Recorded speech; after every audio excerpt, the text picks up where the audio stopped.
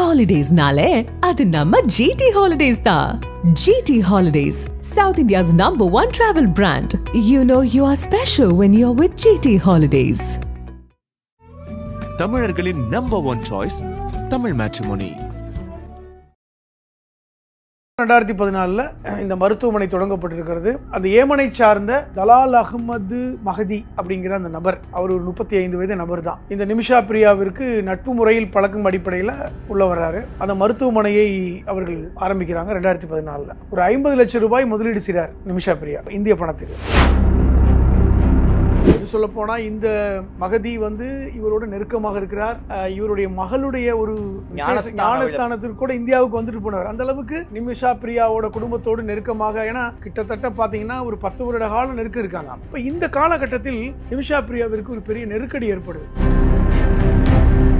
செவிலியரா இருக்கிறதுனால இவருக்கு மருந்து பத்தி தெரியும், மெடிக்கல் ரீதியான அறிவு இருக்கிறார். மகதிக்கு என்ன செய்யறாரு, கெட்டமைன் என்கிற ஒரு மயக்க மருந்தை கொடுக்குறாரு. இவர் கெட்டமைன் கொடுக்குறாரு. இவருடைய கெட்ட நேரம், கெட்டமைன் அதிகமாக கொடுத்துட்டாரு, ஓவர் டோஸ் ஆயிடுச்சு. அவர் மகதி இறந்து போயிடுவார். இந்த உடலை மறைப்பதற்கு இன்னொரு நண்பி தோழி செவிலியரோட சேர்ந்து இவர் செய்த விஷயம் தான் ரொம்ப கொடூரமானது. அந்த உடலை துண்டு துண்டாக வெட்டி மறைத்தது. வேற வழி அவருக்கு அந்த பதட்டத்தில் தெரியலையா, இது தவறு தான். இது எந்த விஷயத்தையும் நியாயப்படுத்த முடியாது. நீங்க கெட்டமைன் கொடுத்ததே நியாயப்படுத்த முடியாது. என்ன செஞ்சிருக்கணும், காவல்துறைக்கு சென்றிருக்க வேண்டும், நீதித்துறைக்கு சென்று நான் இந்த மாதிரி போயிருக்கணும். காங்கிரஸ் கட்சியுடைய முன்னாள் முதலமைச்சராக இருந்த உம்மன் சாண்டியுடைய மகன் சாண்டி உம்மன், அவரிடம் இந்த விஷயத்தை கொண்டு போறாங்க. என்ன செய்யலாம்னு சொல்லும்போது அவர் தான் ஒரு ஐடியா கொடுக்குறாரு, நம்ம அபூபக்கர் முஸ்லியார் மூலமா முயற்சி பண்ணலாமா, ஏன்னா அவர் ஒரு கிராண்ட் முப்தி. இந்த முப்திகள் மூலமாகத்தான் இந்த விஷயம் இவருடைய குடும்பத்தினரை அணுகணும். ஏன்னா ஒரு நாள் தான் இருக்கு. சொல்ல போனா 12 மணி நேரத்திற்கு முன்பாக எடுத்த முடிவு. 12 மணி நேரம் தாமதமாக இருந்தால் நிமிஷா பிரியாவை தூக்கில் போட்டுருப்பாங்க. வாய்ப்புகளும் இப்ப 50 விழுக்காடுக்கு மேல நிமிஷா பிரியாவுடைய உயிர் காப்பாற்றப்படலாம்ங்கிற மாதிரியும் செய்தி வருது. ஓகே, அதாவது தூக்கு தண்டனை ரத்து பண்ண வாய்ப்பு இருக்கிற மாதிரி வருது. ஒரு 8 நீங்க சொல்ற மாதிரி 9 கோடி ரூபாய் கொடுத்துட்டு தூக்கு தண்டனை ரத்து செய்து விட்டால் கூட ஆயுள் தண்டனை அனுபவிக்க வேண்டும். ஓகே, அது இன்னும் ஆயுள் தண்டனை எத்தனை வருஷம் நமக்கு தெரியல. ஆதனையர்களுக்கு அன்பு வணக்கம். இன்று நம்மோடு எழுத்தாளர் திருமிகு புதுமடம் ஹலீம் அவர்கள் உள்ளார். வணக்கம் ஹலீம் சார். வணக்கம். கேரளாவை சேர்ந்த ஒரு செவிலியர் நிமிஷா பிரியா, அவங்க தான் இன்றைக்கு உலகம் முழுக்க ஒரு பேசு பொருளாக மாறியிருக்காங்க. ஏமன்ல அவங்களுக்கு ஒரு தூக்கு தண்டனை, அது கொலை செய்து விட்டார், அளவுக்கு அதிகமான மயக்க மருந்தை கொடுத்து கொலை செய்து விட்டார் அப்படிங்கிற ஒரு குற்றச்சாட்டு. ஏமன் நீதிமன்றம் அவருக்கு தூக்கு தண்டனையை உறுதி செய்துள்ளது. ஏமன் உச்சநீதிமன்றம் வரைக்கும் போய் அந்த கருணை மனுவை எல்லாம் ஏமன் அரசாங்கம் தள்ளுபடி பண்ணிட்டாங்க. இந்திய அரசாங்கம் எங்களால் முடிந்த எக்ஸ்ட்ரீமுக்கு நாங்கள் உதவி பண்ணிட்டோம், எங்களால் முடிந்த எக்ஸ்ட்ரீமுக்கு நாங்கள் பேசி பார்த்தோம், எங்களால் ஒன்றுமே பண்ண முடியலன்னு கையை விரிச்சிட்டாங்க. இதற்கிடையில் கேரளாவை சேர்ந்த ஒரு இஸ்லாமிய மார்க்க அறிஞர் அபூபக்கர் முஸ்லியார் அப்படிங்கிறவருடைய ஒரு பேச்சுவார்த்தையுடைய அடிப்படையில் அவருடைய தூக்கு தண்டனை தள்ளி போயிருக்குன்னு இப்போதைய அப்டேட்டு. குறிப்பாக யார் இந்த நிமிஷா பிரியா, ஏமன்ல அவங்க என்ன செஞ்சாங்க, இதன் காரணமாக அந்த கொலை நடந்தது, அந்த ஏன் தூக்கு தண்டனை கொடுத்தாங்க, இந்த பின்னணி எங்களுக்காக சொல்ல முடியுமா? அடுக்கடுக்கான கேள்விகள். நாம் பேசிக்கொண்டிருக்கின்ற இந்த நிமிடம் ஒருவேளை தூக்கு தண்டனை நிறுத்தப்படவில்லை என்றால் நேற்றே அவர் தூக்கிலிடப்பட்டிருக்க வேண்டும். ஆமா, அப்போ இவருடைய தூக்கு தண்டனை தள்ளி போயிருக்கிறது. இன்னைக்கு இந்த நிமிஷம் வரைக்கும் அவர் தூக்கிலிடப்படவில்லை. இந்த நிமிஷா பிரியா கேரளாவை பாலக்காடை சார்ந்த, அது குறிப்பாக கொல்லங்குடி என்கிற ஊரை சார்ந்த நபர், ஒரு செவிலியர் படிப்பு படித்துவிட்டு, பொதுவாக நம்ம நாட்டில் செவிலியர் படித்துவிட்டு அரபு நாடுகளில் செவிலியர் பணிக்கு செல்வார்கள். ஏன்னா அதிகம் வருமானம். கேரளாவில் பொதுவாக கேரளாவை பொறுத்தவரை அதிகமான செவிலியர்கள் நாடு முழுவதும் இருக்கிறார்கள், உலகம் முழுவதும் இருக்கிறார்கள் என்று சொல்லலாம். இப்படிப்பட்ட ஒரு இடத்தில் தான் நிமிஷா பிரியாவை நீங்கள் பார்க்க வேண்டும்.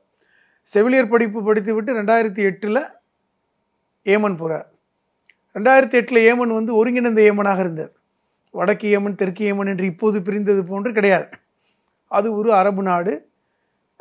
ஏமன் சவுதி அரேபியாவுடைய எல்லையை பகிர்ந்து கொண்டிருக்கின்ற ஒரு நாடு.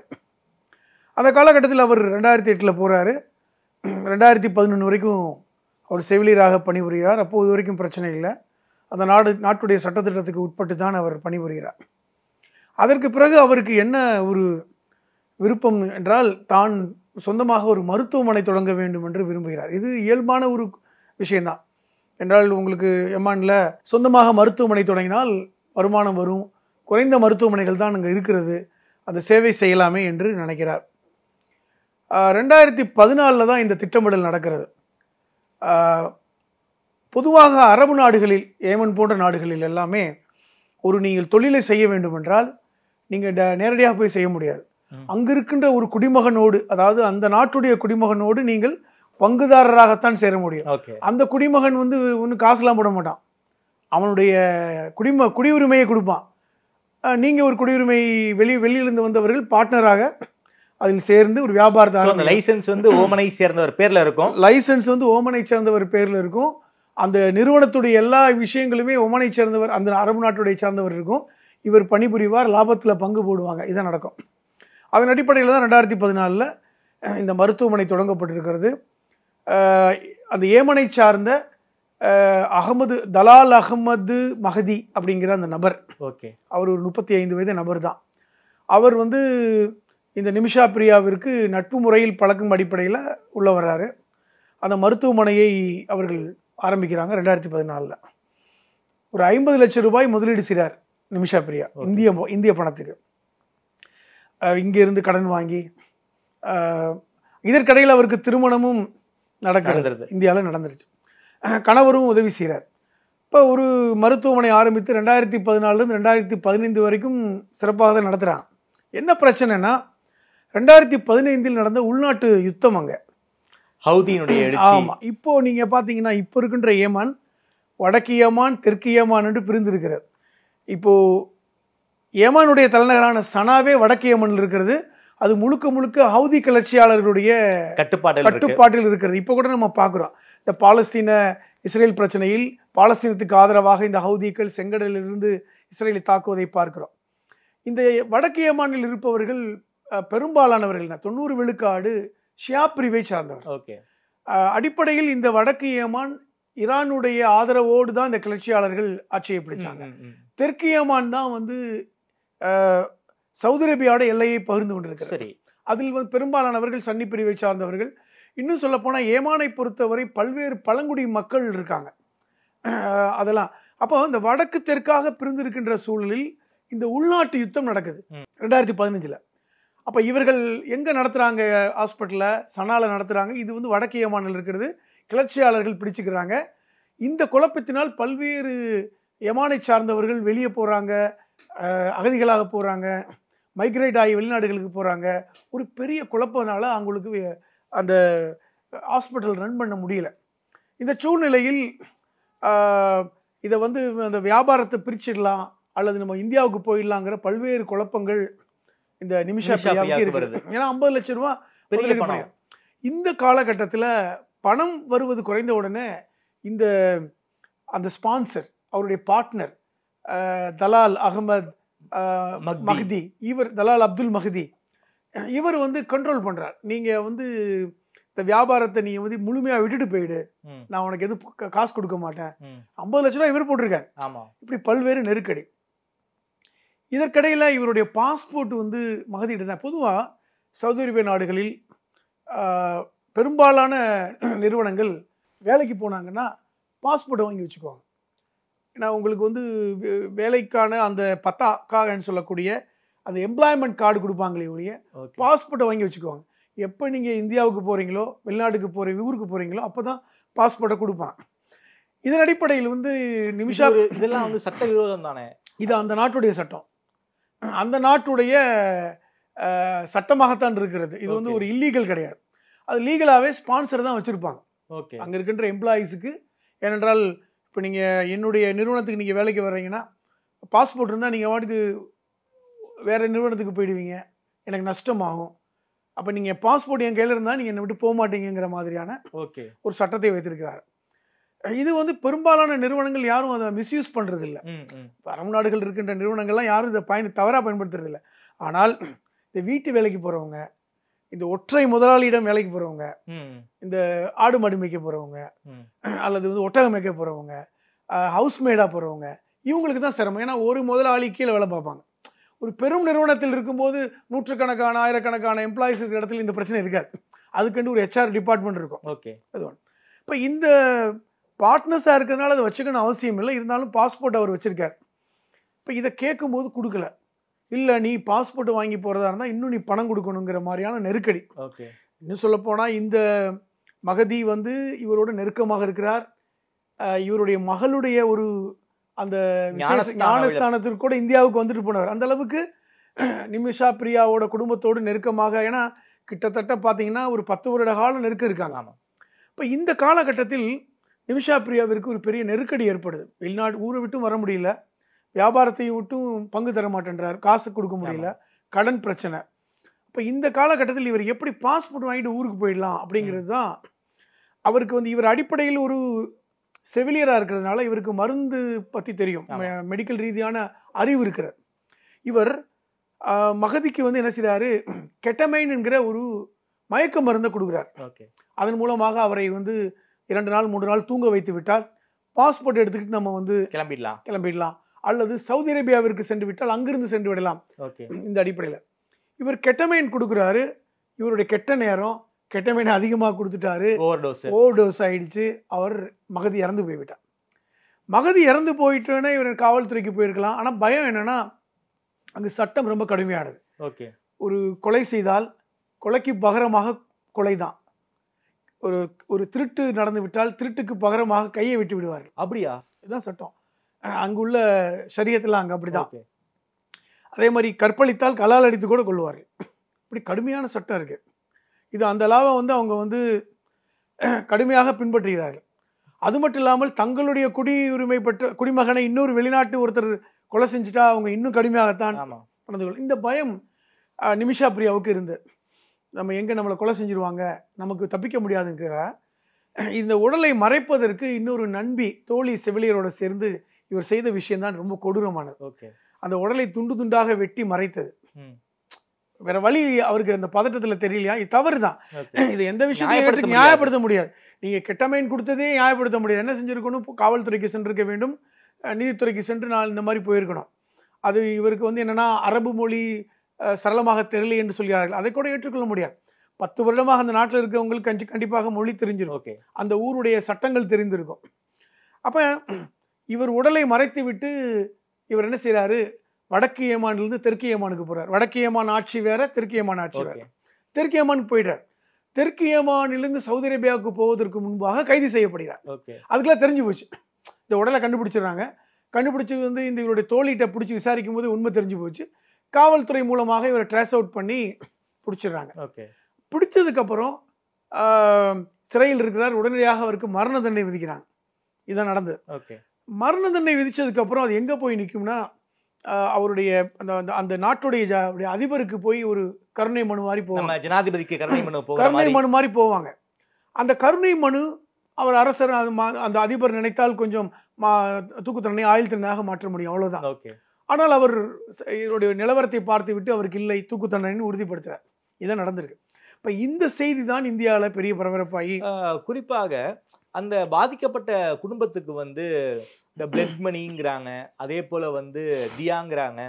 அந்த பணத்தை வந்து கொடுத்துட்டா அந்த பாதிக்கப்பட்ட குடும்ப உறுப்பினர்கள் நிமிஷாவை மன்னிச்சுட்டா தூக்கு தண்டனை என்பது ரத்தாயிருங்கிற மாதிரி சொல்றாங்களே. பிளட் மணினா என்ன, தியாங்கிறாங்க, இதெல்லாம் வந்து ஷரியத்துல இருக்கா? அதாவது எப்படி நான் சட்டம் இருக்குதாங்க. இப்பொழுது இவர் கொலை செய்தது உறுதிப்படுத்தப்பட்டது. இவர் தான் கொலை செய்தார்னு இவரே ஒத்துக்கிட்டார்.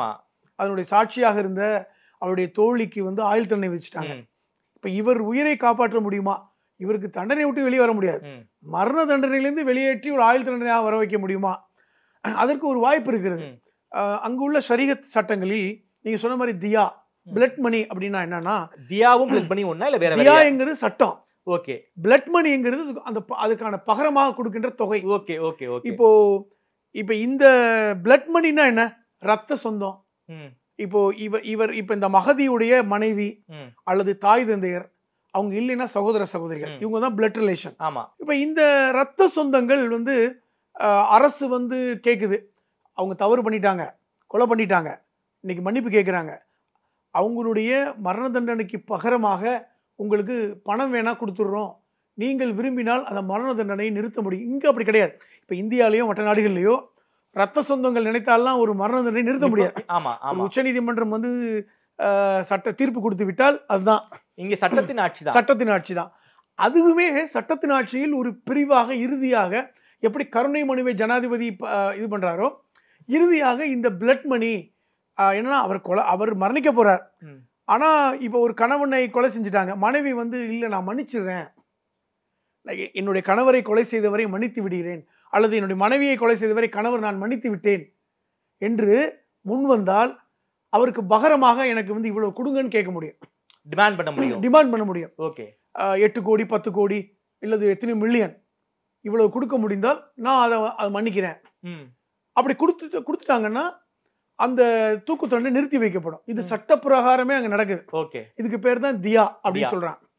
இந்த இதை முயற்சி பண்றதுக்கு அங்க யாருமே முன் வரல. ஓகே, இந்திய அரசாங்கம் இப்ப இந்த செய்தி வந்து கேரளா முழுவதும் ஒரு மிகப்பெரிய செய்தியா மாறுது. நம்ம ஊரை சார்ந்த ஒரு செவிலியர் தப்பு பண்ணிட்டாங்க தான். ஆமா, ஆனால் வந்து ஒரு ஒரு ஒரு அவரை கொலை செய்ய வேண்டும்ங்கிற எண்ணம்லாம் கிடையாது.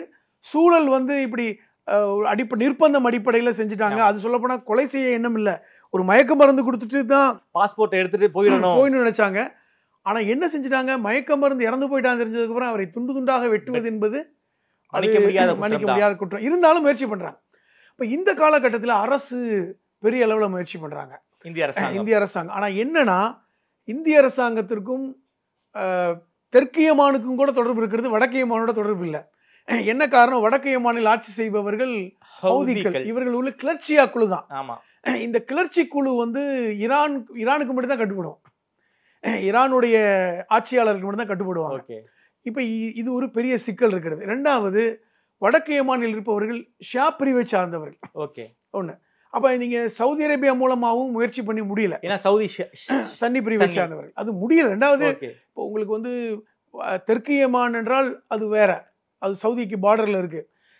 இதுல வந்து கட்டுப்பாடு ஒரு சட்டமே ஒரு மாதிரியான சட்டம். 2015க்கு அப்புறம் இந்த ஒரு 10 வருடங்களாக 13 வருடங்களாக ஒரு விதமான ஒரு சூழல் தான் அங்க தெற்கு யமான்ல வடக்கு யமான்ல இருக்கு, சனால இருக்கு.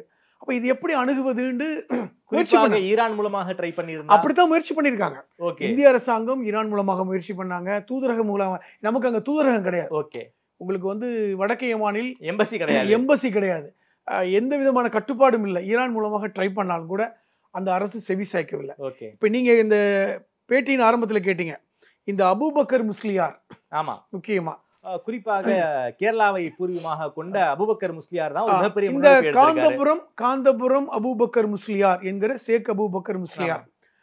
இவர் வந்து ஒரு கிராண்ட் முப்தின்னு சொல்லுவாங்க. அப்படின்னா இந்த கிராண்ட் முப்தி என்றால் இந்தியாவின் மதிக்கத்தக்க ஒரு மதகுரு. இப்போ இந்தியாவில் இருக்கின்ற சன்னி அந்த உலமாக்கள் இருக்காங்கல்ல, ஆலிம்கள் இருக்காங்கல்ல, பள்ளிவாசல்ல பயான் செய்யறாங்க, தொழுகை வைக்கிறாங்க, இந்த உலமாக்கள். இந்த உலமாக்களுக்கெல்லாம் மிகப்பெரிய தலைவராக இருக்கக்கூடியவர் தான் இந்த காந்தபுரம் அபூபக்கர் முஸ்லியார். அதை புரிஞ்சுக்கணும். பயங்கர இன்ஃபுளுயன்ஸ். ரெண்டாவது சொன்னா, இவருடைய கட்டுப்பாட்டில் மட்டும் 23,000 பள்ளிக்கூடங்கள் இருக்கின்றன. அதை நீங்க புரிஞ்சுக்கணும். இந்தியா முழுவதும் 23,000 பள்ளிக்கூடங்கள் நடத்துறார், 600க்கும் மேற்பட்ட கல்லூரிகளை நடத்துறார். அப்ப எப்படிப்பட்ட செல்வாக்கு, எவ்வளவு தூரம் இருக்குன்னு தெரிஞ்சுக்கணும். இப்ப இந்தியா முழுவதும் இருக்கின்ற இந்த அகில இந்திய சன்னி அந்த உலமாக்களுடைய சபையுடைய ஒரு கிராண்ட் முப்தியாக இருக்கிறார் இந்த காந்தபுரம் அபூபக்கர் முஸ்லியார். காங்கிரஸ் கட்சியுடைய முன்னாள் முதலமைச்சராக இருந்த உம்மன் சாண்டியுடைய மகன் சாண்டி உம்மன், அவரும் ஒரு செல்வாக்கான தலைவர் தான், ஆமா. அவரிடம் வந்து இந்த விஷயத்தை கொண்டு போறாங்க. இந்த மாதிரி என்ன செய்யலாம்னு சொல்லும்போது அவர் தான் ஒரு ஐடியா கொடுக்குறாரு, நம்ம அபூபக்கர் முஸ்லியார் மூலமா முயற்சி பண்ணலாமா, ஏன்னா அவர் ஒரு கிராண்ட் முப்தி. இரண்டாவது, அவர்களுக்கு பல்வேறு அரபு நாடுகளுடைய தொடர்பு இருக்குது, ஏதோ ஒரு வகையில முயற்சி பண்ணலாம். போது இந்த காந்தபுரம் அபூபக்கர் முஸ்லியார், அவருடைய வயசு 97 வயசு, சின்ன வயசு ஒன்றும் கிடையாது. இப்போ அவர் மூலமாக சவுதி அரேபியாவிலிருந்து போய் அங்கிருந்து யமானுக்கு தொடர்பு கொண்டு அங்க இருக்கின்ற அந்த இனக்குழுக்கள், அங்க இருக்கின்ற முப்திகள் இருக்காங்களா, ஷியா முப்திகள், அவங்க மூலமா முயற்சி பண்றதுல அந்த அரசுக்கு போறாங்க. அப்படி இப்படி ஒரு தொடர்பு வந்ததுக்கு அப்புறம் இந்த தியாவை பத்தி இவர் ஞாபகப்படுத்துறார், இந்த பிளட் மணியை பத்தி. ஏன்னா இதை எப்படி செயல்படுத்துறதுன்னு தெரியல. இன்னொரு பக்கம் போனா இந்த பிரியா நிமிஷாவுடைய தாயாரையும் இப்பொழுது ஏமான்ல தான் இருக்காங்க. நான் என்னுடைய மகளை காப்பாற்றாமல் இந்தியாவுக்கு வரமாட்டேன்னு சொல்லிட்டு காத்துட்டு இருக்காங்க. அங்க இருக்கின்ற அட்வொகேட் அவரை தொடர்பு கொண்டு தான் இதை முயற்சி பண்ணுறாங்க. அவரும் இதில் இணைப்பு பாலமாக இருந்து இந்த முப்திகள் மூலமாகத்தான் இந்த விஷயம் வந்து ஓகே இவருடைய குடும்பத்தினரை அணுகணும். ஏன்னா ஒரு நாள் தான் இருக்கு. ஆமா சொல்லப்போனால் 12 மணி நேரத்திற்கு முன்பாக எடுத்த முடிவு. ஆமா இந்த 12 மணி நேரம் தாமதமாக இருந்தால் நிமிஷா பிரியாவை தூக்கில் போட்டுருப்பாங்க. உச்சநீதிமன்றம் எல்லாமே அதற்கான தள்ளுபடி பண்ணிட்டாங்க. அந்த சீராய்வு மனுவை தள்ளு பண்ணிட்டாங்க. அரசு வந்து அவங்கள உடனே தூக்குள்ளப்படும் சொல்லிட்டாங்க. எல்லாமே வந்து கன்விக்டட், எல்லாமே வந்து சரியா போயிட்டு இருக்கு. 12 மணி நேரத்துக்கு முன்பாக இந்த அங்க இருக்கின்ற அந்த அந்த மத குருக்கள் தலைவர்கள் போய் பார்க்குறாங்க. அதுல முக்கியமானவரை முடிஞ்ச அளவுக்கு போய் பார்க்குறாங்க. பார்த்ததுல இது வந்து இந்த பிளட் மணி விஷயத்தை முடிவு பண்ணாமல், இந்த தியாக விஷயத்தை முடிவு பண்ணாமல் அந்த பெண்மணியை தூக்கிலிட வேணாம் அப்படிங்கிற ஒரு முடிவை எடுத்ததுனால உடனடியாக நீதிமன்றம் தூக்கிலிடுவதற்கு தடை போட்டிருக்காரு. அதாவது தூக்கிலிடக்கூடாதுன்னு இல்லை, தற்காலிகமாக அந்த விஷயம் தள்ளி போட்டிருக்கு. இப்போ அதை பத்தி பேச்சுவார்த்தை ஆரம்பித்திருக்காங்க. அதாவது $1 மில்லியன் அமெரிக்க டாலர், கிட்டத்தட்ட ஒரு 9 கோடி ரூபாய் வரைக்கும் 9 கோடி. அதுக்காக வந்து பெரும் பணம் இன்னைக்கு கேரளாவை சார்ந்தவர்கள் திரட்டுறாங்க, கலெக்ட் பண்ணிட்டு இருக்காங்க. என்ன காரணம்னா, உங்களுக்கு இந்த நிமிஷா பிரியா வந்து செஞ்ச தப்பெல்லாம் யாரும் ஞாபகப்படுத்தல. ஆனா வந்து இது பரிதாபப்படுறாங்க. இது வந்து பர்பஸா அந்த அவரை கொலை பண்றதுக்கு இவங்க போகல, கொலை பண்ணுங்கிற எண்ணமும் இல்லை. அந்த இடத்துல வந்து அவருக்கு மயக்க மருந்து கொடுத்துட்டு வந்துடலாம்னு நினைச்ச சூழல் மாறி இருக்குங்கிற ஒரு இரக்கம் இருக்கு. இப்ப இதையும் சொல்றாங்க. அங்க உண்மையிலேயே வந்து மகதியை கொல்ல வேண்டிய தேவை வந்து இல்லை, இந்த மாதிரி நிலைமை. ரெண்டாவது, இவருமே வந்து அத்துமீறி நடந்து கொண்டாருங்கிற செய்தியும் இருக்கு. பணத்துக்காகவும் நீங்க தான் இருக்கணும் அப்படிங்கிற மாதிரி எல்லாம் சொல்லப்படுது. ஸோ ஒரு பெண் பாலியல் முறையிலும் வன்முறை செய்யப்பட்டாளாங்கிற பார்வையும் இன்னைக்கு பேசப்படுது. இன்னைக்கு அவங்க குடும்பத்துல இந்த செய்தியை கொண்டு போயிருக்காங்க. குடும்பத்தினர் இன்னும் முடிவெடுக்கலை இருந்தாலும் கூட நிமிஷா பிரியாவுடைய அந்த மரணம் தள்ளி வைக்கப்பட்டிருக்கிறது. வாய்ப்புகளும் இப்ப 50 விழுக்காடுக்கு மேல நிமிஷா பிரியாவுடைய உயிர் காப்பாற்றப்படலாம்ங்கிற மாதிரியும் செய்தி வருது. ஓகே, அதாவது தூக்கு தண்டனை ரத்து பண்ண வாய்ப்பு இருக்கிற மாதிரி வருது. ஒரு 8.5 நீங்க சொன்ன மாதிரி 9 கோடி ரூபாய் கொடுத்துட்டு தூக்கு தண்டனை ரத்து செய்து விட்டால் கூட ஆயுள் தண்டனை அனுபவிக்க வேண்டும். ஓகே, அது இன்னும் ஆயுள் தண்டனை எத்தனை வருஷம் நமக்கு தெரியல. அப்போ தூக்கு தண்டனை ரத்து செய்யப்பட்டு ஆயுள் தண்டனையாக குறைக்கப்பட்டு அவருக்கு அதுக்கப்புறம் நன்னடத்தை இப்படி அவர் வெளியே வருவதற்கான வாய்ப்புகள் இருக்கின்றன. அப்ப இதுதான் அவங்க முயற்சி பண்றாங்க. ஆனால் முழுமையாக விடுதலை செய்யப்படுவாரா என்பதை நம்ம சொல்ல முடியாது. ஆனால் இன்னொன்று விஷயத்தை நீங்க புரிஞ்சுக்கணும். இன்னொன்று சொல்றாங்க, இந்த தியாங்கிற பணம் பிளட் மணியை வாங்கிவிட்டால் அவரை முழுமையாக விடுதலை செய்யணும். ஏனென்றால் அதற்கு பகரமாக பணத்தை வாங்கிட்டாங்க. அப்ப ஏற்கனவே ஒரு 10 வருஷமா இந்த அதாவது 2018 இந்த பிரச்சனை ஜெயில இருக்காங்க. முழுமையாக பிளட் மணியை வாங்கிவிட்டால் விடுதலை செய்கிற வாய்ப்பும் இருக்கிறது அப்படின்னு சொல்றாங்க. முழுமையா பணம் வாங்கிட்டாங்க பகரமா, இனி அவரை உள்ள வச்சுட்டு என்ன பிரயோஜனம் அப்படிங்கிற மாதிரியான ஒரு பேச்சும் இருக்கிறது. இதெல்லாம் வருகின்ற காலங்களில் நம்ம வந்து அவர் பிளட் மணியை வாங்கி கொண்டு சிறையில் இருப்பாரா, அல்லது பிளட் மணியை வாங்கி கொண்டு விடுதலை செய்யப்படுவாரா, அல்லது அந்த பிளட் மணியை வாங்க மாட்டோம் நிமிஷா பிரியாவுக்கு நீங்கள் தூக்கு தண்டனை வேணும்னு குடும்பத்தினர் சொல்றாங்களா, இந்த மூன்றுக்கும் விடை நமக்கு தெரியும். இது என்ன, இது மூலமா என்ன தெரியுதுன்னா, அரபு நாடுகள் குறிப்பாக வெளிநாடுகளில் வேலைக்கு செல்கிறவர்கள் அந்த சட்டத்திட்டங்களை உணர்ந்து நடந்து கொள்வதன் மூலமாகத்தான் நம்ம வந்து, ஏன்னா நம்ம இந்தியாவோட சட்டத்திட்டங்கள் நமக்கு தெரியும், நம்முடைய எல்லா விஷயங்களும் நமக்கு புரியும். ஆனால் அங்கு வந்து ஒரு சட்டத்திட்டங்களை நீங்கள் புரிந்து கொள்ளாமல் நடந்து கொள்ளும் போது இது போன்ற ஒரு பெரிய சங்கடத்துக்குள் மாட்டிக்கொள்வீர்கள் என்கிற செய்தியையும் நம்ம சமூக மக்களுக்கு சொல்ல வேண்டியிருக்கிறது. ஆனால் அடிப்படையில் ஒரு குழந்தைக்கு தாயாக இருக்கிறார். அந்த குழந்தை இன்னைக்கு வந்து அம்மாவை பார்க்க முடியாம ஊர்ல இருக்கு. ஸோ ஒரு தவறு செய்துவிட்ட அந்த பெண் சட்டப்படி தவறென்றாலும் நியாயப்படி அந்த பெண் மிகப்பெரிய அளவில் பாதிக்கப்பட்டிருக்கிறார். அது ஒரு சூழல் அப்படிதான் அவரை அந்த குற்றத்தை செய்ய வைத்திருக்கிறது, நடக்க வைத்திரு திட்டமிட்டு அவர் அது கொலை செய்யவில்லை என்கிற அடிப்படையில் அவருக்கு இந்த நல்ல முடிவு ஏற்பட வேண்டும் என்கிற அடிப்படையில் தான் நம்ம பேசுறோம். இதுதான் இப்பொழுது நிமிஷா பிரியாவை பற்றிய ஒரு சாராம்சமான செய்தி. ஓகே சார், ரொம்ப நன்றி சார். குறிப்பாக இந்த நிமிஷா பிரியா வழக்கு பற்றி ரொம்ப விரிவாக பேசியிருக்கீங்க. அது மட்டும் இல்லாமல் இந்த அபுபக்கர் முஸ்லியார் செய்த முன்னெடுப்பை பற்றியும் ரொம்ப விரிவாக பேசியிருக்கீங்க. அவருடைய தூக்கு தண்டனை ரத்து செய்யப்படுமா அப்படிங்கிறது $1 மில்லியன் கேள்வி.